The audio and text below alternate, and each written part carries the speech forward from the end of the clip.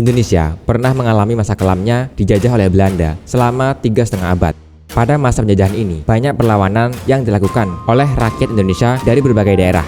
Salah satu perlawanan rakyat Indonesia terhadap penjajahan kolonial Belanda adalah Perang Diponegoro. Perang Diponegoro atau Perang Jawa merupakan perang besar dan berlangsung selama 5 tahun dari tahun 1825 hingga 1830. Perang ini dilatar belakangi oleh kebencian rakyat Jawa terhadap Belanda atas penindasan yang terjadi di tanah Jawa.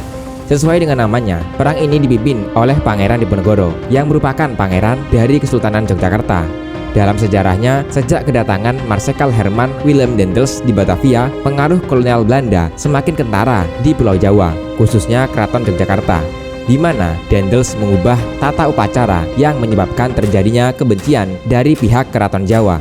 Ia memaksa pihak Keraton Yogyakarta untuk memberinya akses terhadap berbagai sumber daya alam dan manusia dengan mengerahkan kekuatan militernya.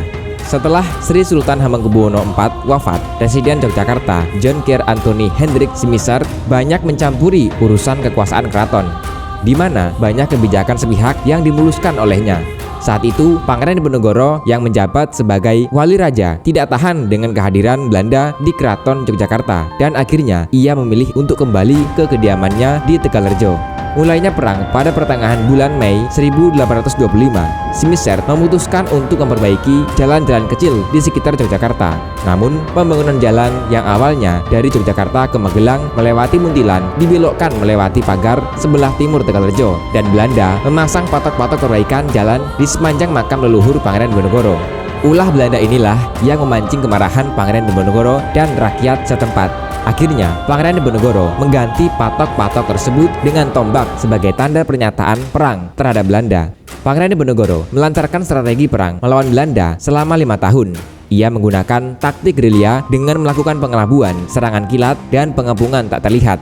Sedangkan untuk melawan dan mengalahkan pasukan Diponegoro, Belanda yang dipimpin oleh Jenderal Hendrik de Kock menerapkan strategi benteng stelsel, yaitu dengan mendirikan benteng di setiap daerah yang dikuasai dan dihubungkan dengan jalan agar komunikasi serta pergerakan pasukan bergerak lancar. Pada akhirnya, strategi benteng stelsel ini berhasil memecah pasukan lawan sehingga lebih mudah untuk dikalahkan. Di mana pada tahun 1829 Kiai Mojo sebagai pemimpin spiritual pemberontakan ditangkap, menyusul kemudian Pangeran Mangkubumi dan Panglima utamanya Ali Basah Sentot Prawirodirjo menyerah kepada Belanda. Akhirnya, pada tanggal 28 Maret 1830, Jenderal de Kock berhasil menjepit pasukan Diponegoro di Magelang. Di sana, Pangeran Diponegoro menyatakan bersedia menyerahkan diri dengan syarat sisa anggota laskarnya dilepaskan. Oleh karena itu, Pangeran Diponegoro ditangkap dan diasingkan ke Manado, lalu dipindahkan ke Makassar hingga wafatnya di Benteng Rotterdam pada tanggal 8 Januari 1855. Perang Diponegoro merupakan salah satu pertempuran terbesar yang pernah dialami oleh Belanda selama masa pendudukannya di Nusantara.